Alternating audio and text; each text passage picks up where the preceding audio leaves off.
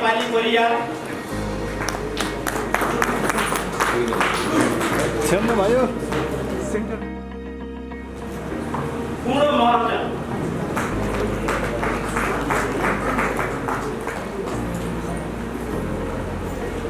अनिता पाण्डे विष्ट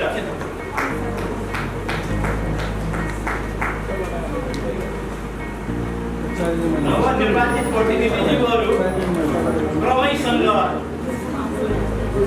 लाइनमा बसिदिनु भयो भने प्रमाणपत्र वितरणको कार्यक्रमलाई छिटो सम्पन्न गर्न सहयोगी हुनेछ।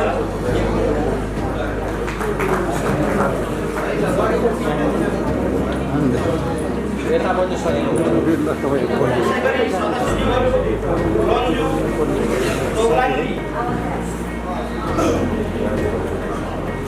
गणेश कुमार रजक,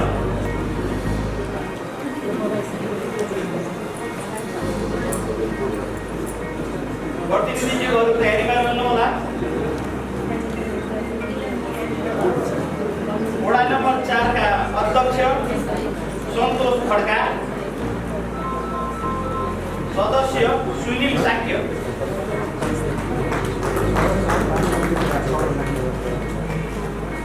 सदस्य सुमन महर्जन, महिला सदस्य उमा भद्राचार्य श्रेष्ठ,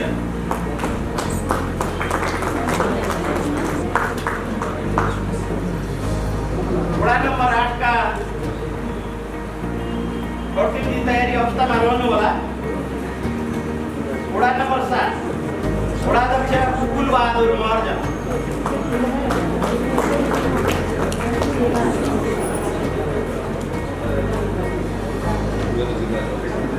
महिला सदस्य सरिता महर्जन,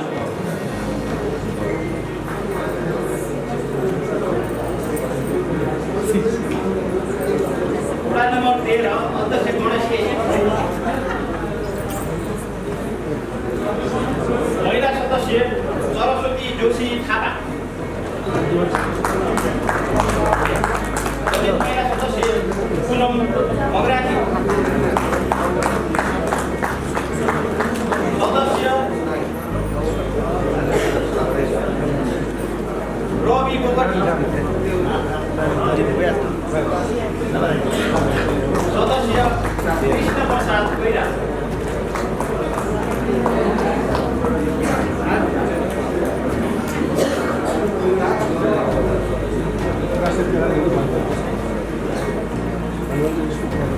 वडा नम्बर 14 अध्यक्ष अमृत जंग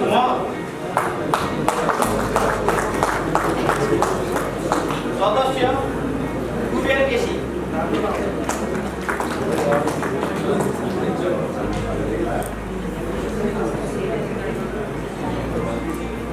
सदस्य सङ्गीता अछामी,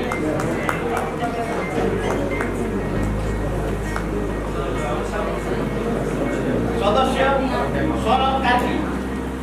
सक्नुभएको छ।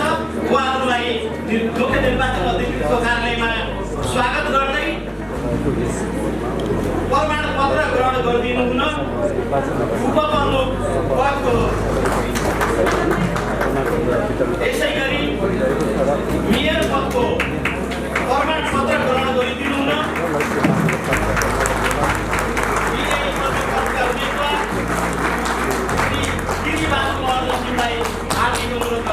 प्रमाणपत्र वितरणको कार्यक्रम अन्तर्गत प्रमुख र उपप्रमुखज्यूले आफ्नो प्रमाणपत्र ग्रहण गरिसक्नु भएको छ।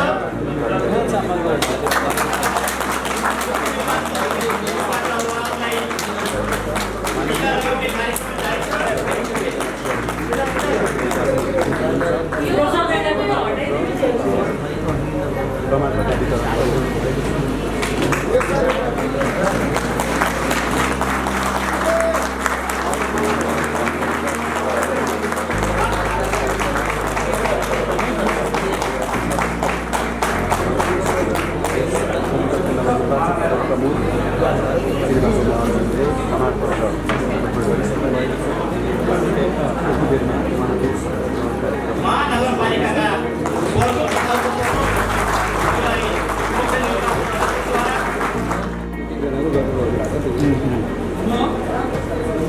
श्री बाबु महाजन मुलुक र जनताप्रति पूर्ण वफादार रही सत्यनिष्ठापूर्वक प्रतिज्ञा गर्छु। ईश्वर देश र जनताको नाममा शपथ लिन्छु कि नेपालको राजकीय सत्ता र सार्वभौम सत्ता नेपाली जनतामा निहित रहेको नेपालको संविधान प्रति पूर्ण वफादार रहँदै नगर कार्यपालिकाको प्रमुख पदको कामकाज प्रचलित कानुनको अधीनमा रही मुलुक र जनताको सोझो चिताई कसैको डर नमानी पक्षपात नगरी पूर्वाग्रह वा खराब भावना नलिई पदीय गोपनीयता कायम राखी ईमानदारीका साथ गर्नेछु।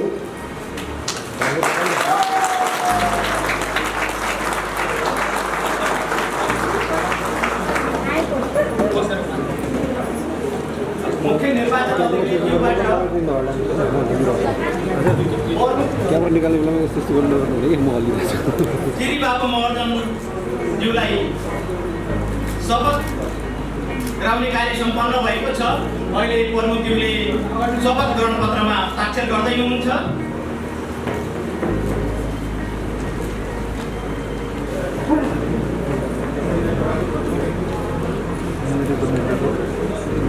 अब नगर प्रमुख श्री बाबु महर्जनज्यूबाट उपप्रमुख मञ्जरी साक्य भट्टाचार्यज्यूलाई शपथ ग्रहण गराउने कार्य रहेको छ। शपथ ग्रहणको अगाडि बढाइदिनु न प्रमुखज्यूलाई हार्दिक अनुरोध गर्दछु। म मञ्जरी साक्य भट्टाचार्य मुलुक र जनताप्रति पूर्ण वफादार रही सत्यनिष्ठापूर्वक प्रतिज्ञा गर्छु। ईश्वर देश र जनताको नाममा शपथ लिन्छु कि नेपालको राजकीय सत्ता र सार्वभौम सत्ता नेपाली जनतामा निहित रहेको नेपालको संविधान प्रति पूर्ण वफादार रहँदै नगर कार्यपालिकाको उपप्रमुखको पदको कामकाज प्रचलित कानुनको अधीनमा रही मुलुक र जनताको सोझो चिताई कसैको डर नमानी पक्षपात नगरी पूर्वाग्रह वा खराब भावना नलिई पदीय गोपनीयता कायम राखी ईमानदारीका साथ गर्नेछु। धन्यवाद।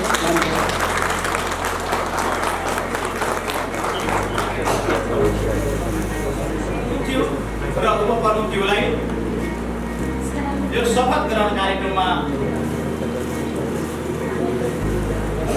ललितपुर महानगरपालिकाको भावी नेतृत्वको निमित्त निर्वाचित भर्खर मात्रै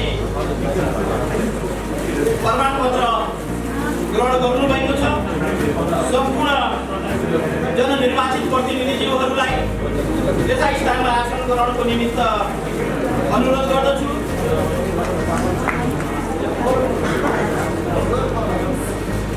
ललितपुर महानगरपालिकाको निर्वाचन सम्पन्न गर्ने क्रममा खट्नुहुने निजामती र सुरक्षा निकायका कर्मचारी साथीहरूलाई पनि यता स्थानमा आसन ग्रहणको निमित्त अनुरोध गर्दछु। स्थानमा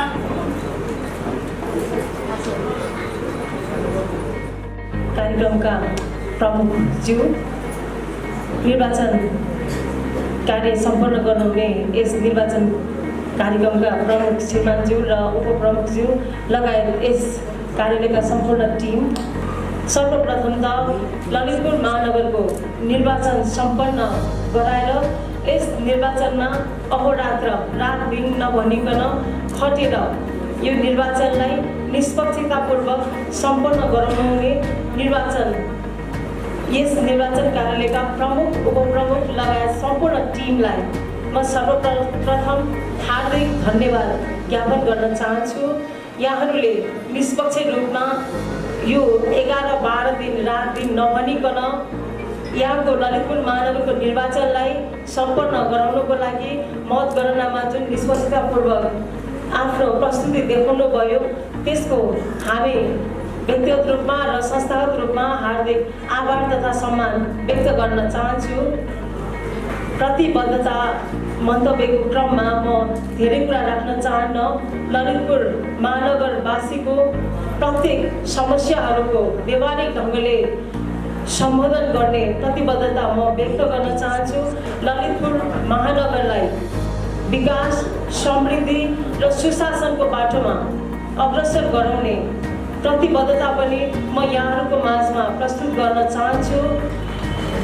ललितपुर महानगरमा जति समस्याहरू छन् ती समस्याहरूलाई गहन ढङ्गले बुझेर जनताको महानगरवासीको सानोभन्दा सानो र ठुलो समस्याहरूलाई आफ्नो समस्याको रूपमा लिएर ती समस्याहरूलाई 5 वर्षभित्र निराकरण गर्नको लागि म आफ्नो व्यक्तिगत रूपमा र संस्थागत रूपमा पनि रात दिन नभनिकन नीति र विधिलाई आत्मसात गर्दै सम्पूर्ण काम नीति विधिमा रहेर गर्ने पनि प्रतिबद्धता यहाँहरूको माझमा राख्न चाहन्छु।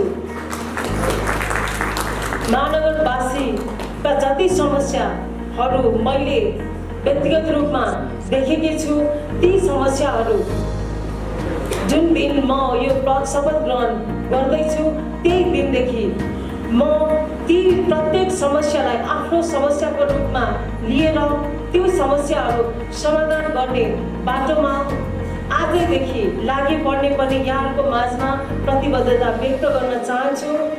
र हामी धेरैजसो विकासको कुरा गर्छौँ, समृद्धिको कुरा पनि गर्छौँ। त्यस साथसाथै ललितपुर महानगर एउटा सांस्कृतिक महानगर हो।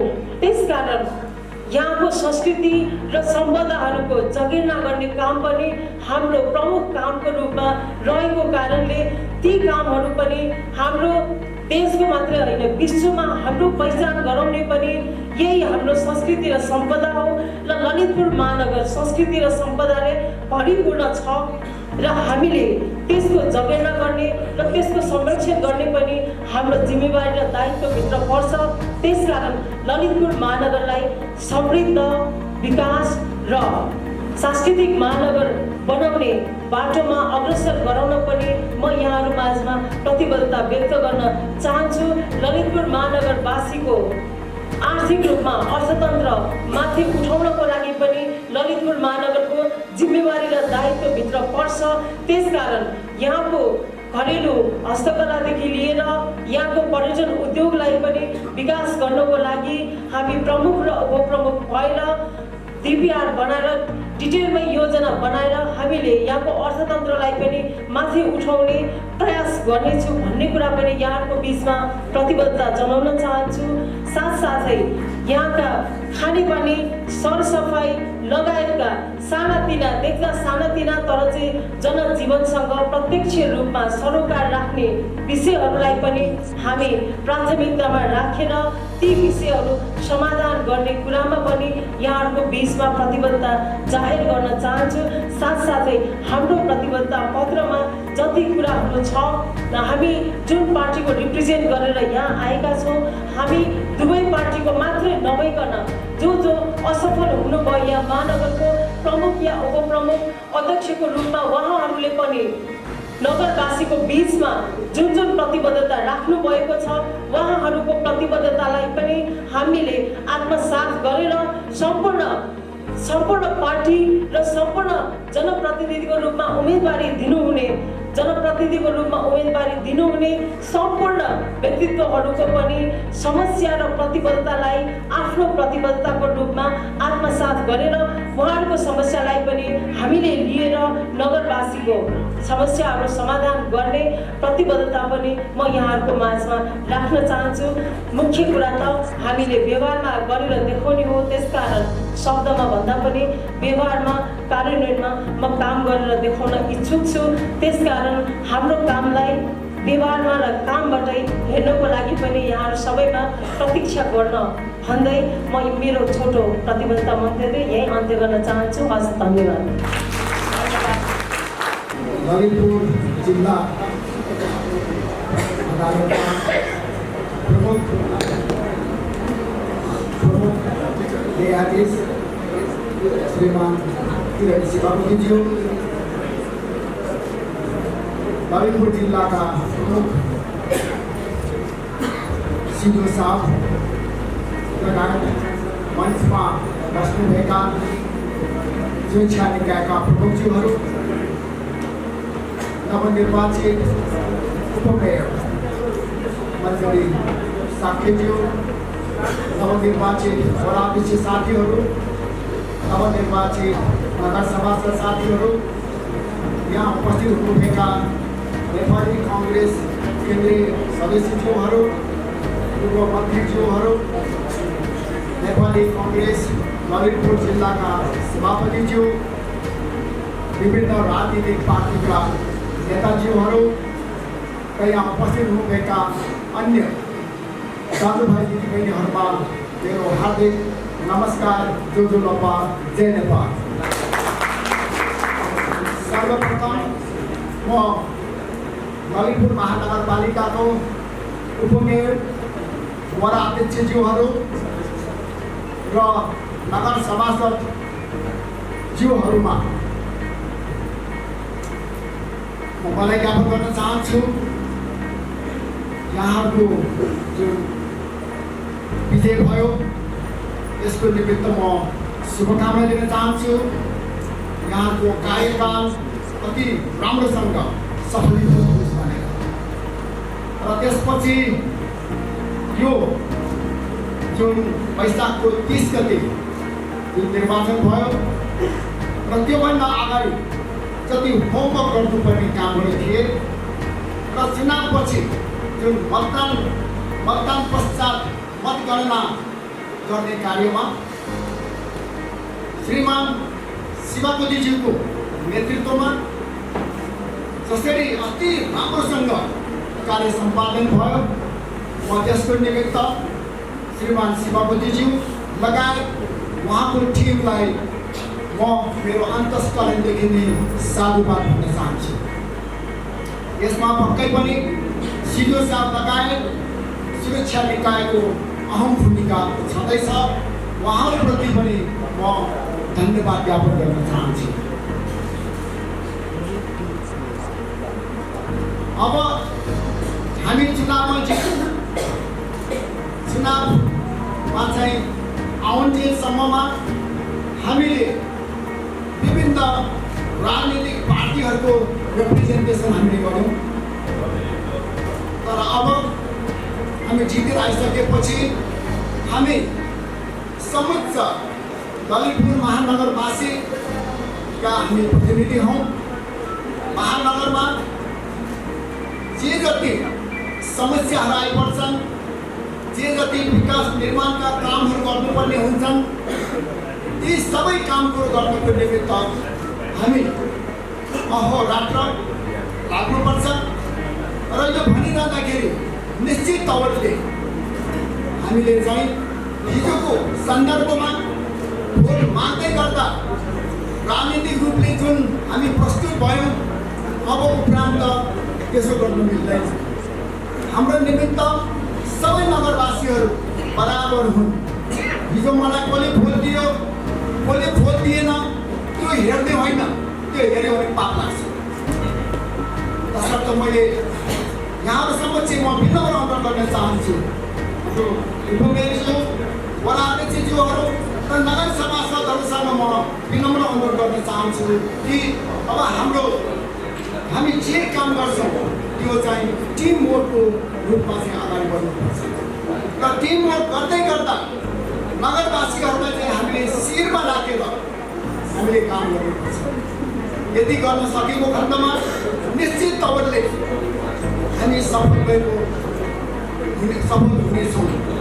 होइन भने यो पटक स्थानीय चुनावमा देखा परेको छ विभिन्न राजनीतिक पार्टीहरूमा चाहिँ एक पटक आइसकेपछि जोडाउनु नपाएकाहरू थुप्रै छन्। यही भविष्यमा तपाईँ हामीले भोग्नु नपरोस् तसर्थ यतातिर म यहाँको ध्यान आकृष्ट गर्न चाहन्छु र म मेयरको हैसियतले म तपाईँलाई आश्वस्त र विश्वस्त तुल्याउन चाहन्छु। म मेरो तर्फबाट म कुनै पनि किसिमको पक्षपातपूर्ण व्यवहार गर्दैछु।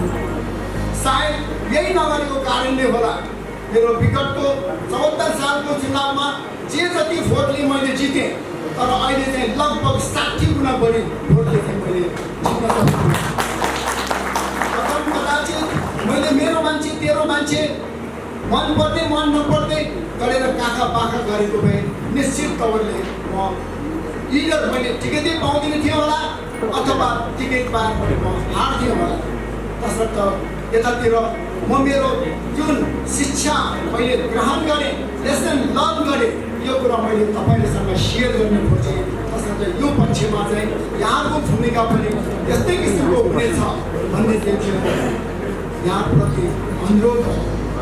अब जहाँसम्म हामीले अहिले निकट भविष्यमा हामी के काम गर्छौँ हाम्रो अब उपरान्तको काम कुरा के छ योजना के छ भन्ने सन्दर्भ छ। यो विषयमा हामी प्रस्तुत छौँ।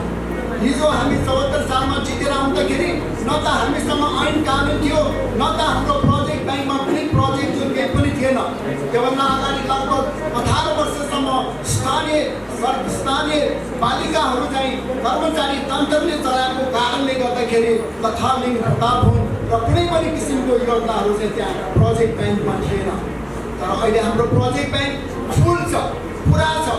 हामीले कतिपय योजनाहरू सञ्चालन गरिसकेका छौँ। ती योजनाहरू चाहिँ अहिले कुनै 3-14 सिद्धियो, कुनै आदि सिद्धियो र कुनै हालसालै हामीले शुभारम्भ गर्यौँ।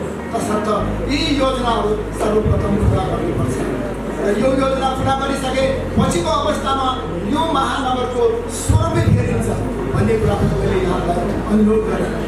महानगरपालिकाले विगतको हाम्रो 5 वर्षको कार्यकालमा हामीले एउटा नीति बनाएका छौँ।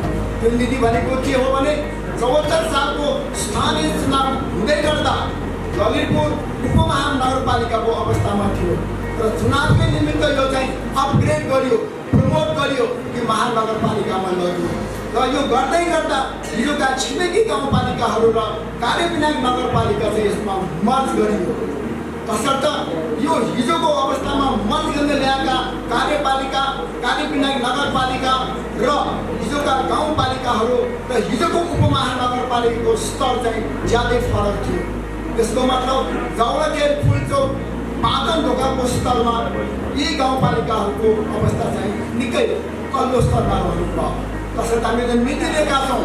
त्यो नीति भनेको चाहिँ यी हिजोका कार्यविनायक नगरपालिका र गाउँपालिकाहरूलाई चाहिँ छिटोभन्दा छिटो हामी विकास निर्माण गरेर अगाडि सार्ने भन्ने हाम्रो नीति रह्यो।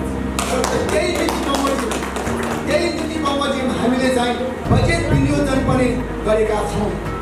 मिल्ने हदसम्म केन्द्रीय सरकार, प्रदेश सरकार, अन्तर्राष्ट्रिय दात्री निकाय र महानगरपालिकाको नगरस्तरीय र मेयरको गौरवशाली योजनाहरू हामीले यी क्षेत्रहरूमा दिएका छौँ। त्यति मात्र पनि होइन, हामीले चाहिँ वडा स्तरको विकास बजेटको व्यवस्थापन गर्दाखेरि पनि यी वडाहरूलाई चाहिँ हामीले बढीभन्दा बढी बजेट विनियोजन गरेका छौँ।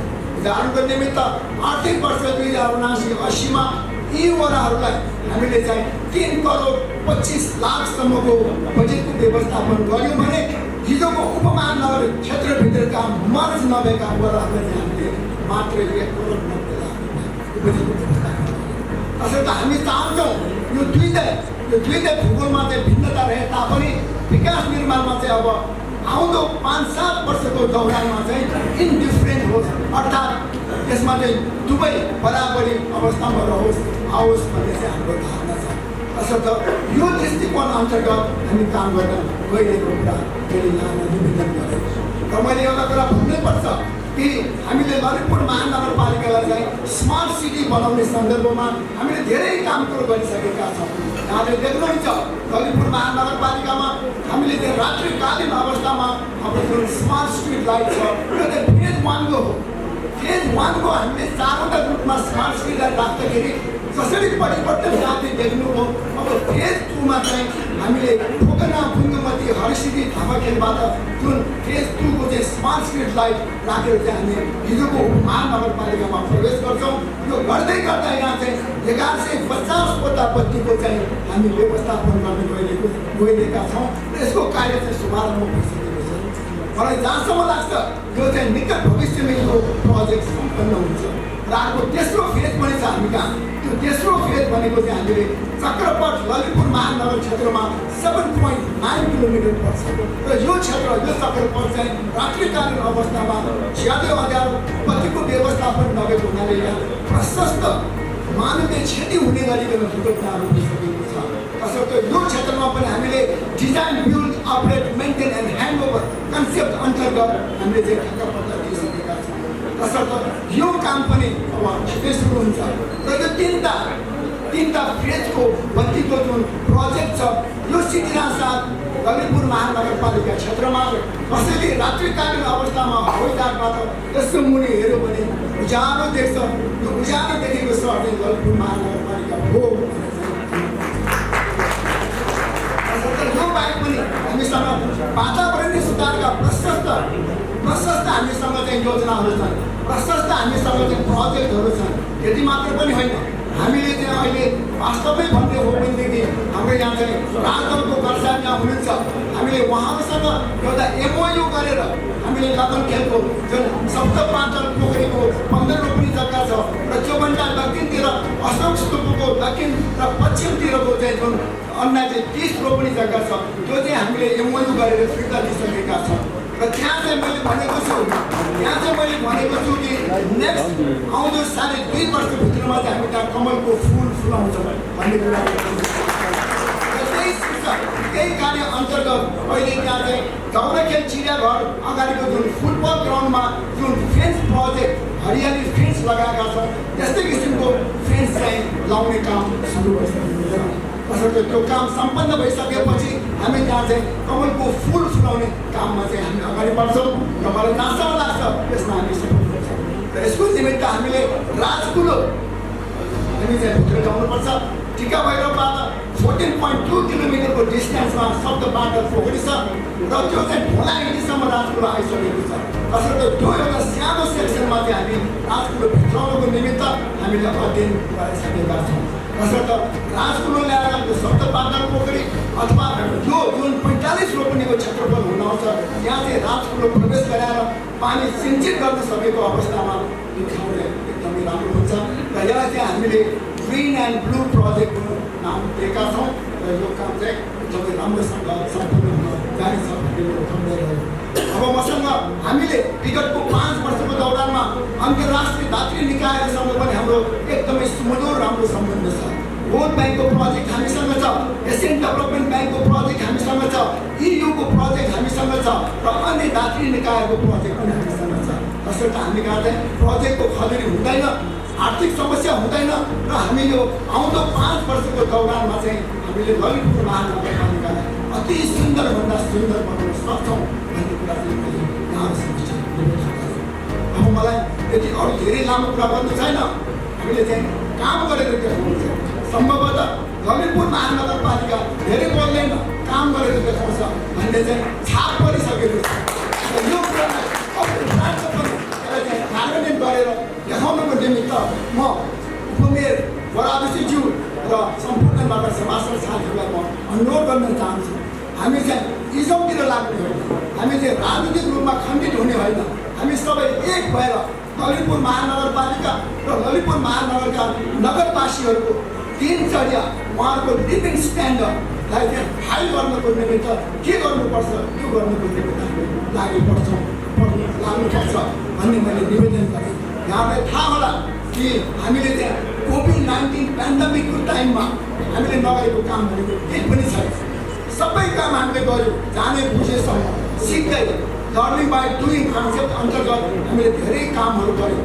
जुन काम यति राम्रो भयो भन्ने चाहिँ नेपालमा तारिफ भयो कि यो मुलुकमा 753वटा स्थानीय पालिकाहरूमध्ये ललितपुर महानगरपालिका इज द बेस्ट भनेर चाहिँ घोषणा भएको छ।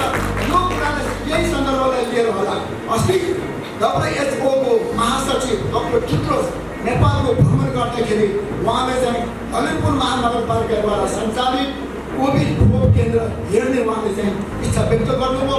उहाँ आउनुभयो, हेर्नुभयो, लगभग उहाँले 1.5 घन्टा जति हामीसँग बसेर भलाकुसारी गर्नुभयो। उहाँले चाहिँ च्यात्दै नै उच्च स्तरको मूल्याङ्कन गरेर you guys are doing very good job भनेर हामीले चाहिँ स्याबासी दिएको छ। तसर्थ हामी यी र यस्ता कामहरू गर्न चाहिँ हामी रुचाउँछौँ र भविष्यमा पनि कुनै पनि किसिमको पेन्डेमिक अथवा कुनै पनि किसिमको डिजास्टर हामी कहाँ आउन लागेको अवस्थामा पनि हामीले त्यहाँ एडहक डिसिजन गरेर केही कुराहरूलाई चाहिँ हामी सम्बोधन गर्न सक्षम हुनेछौँ भन्ने कुराको चाहिँ ज्वलन्त उदाहरण कोभिड-19बाट चाहिँ दिएको छ। बस यति कुरा व्यक्त गर्दै अब यहाँहरू समक्ष यहाँहरू सबैलाई पुनः पनि एकपटक मैले यहाँहरूलाई चाहिँ शुभकामना व्यक्त गर्न चाहन्छु। यहाँको कार्यकाल राम्रो होस् र अर्को पटकको चुनाव आउँदाखेरि पनि यहाँहरूलाई चाहिँ राम्रो काम गरेको हुनाले उहाँलाई भोट दिनुपर्छ भन्ने किसिमको माइन्ड मेकअप जनता जनार्दनले गरून्। यसको निमित्त यहाँहरूलाई चाहिँ म एउटा सारथीको रूपमा, म चाहिँ एउटा ड्राइभरको रूपमा त्यो गाडी हाल्छु।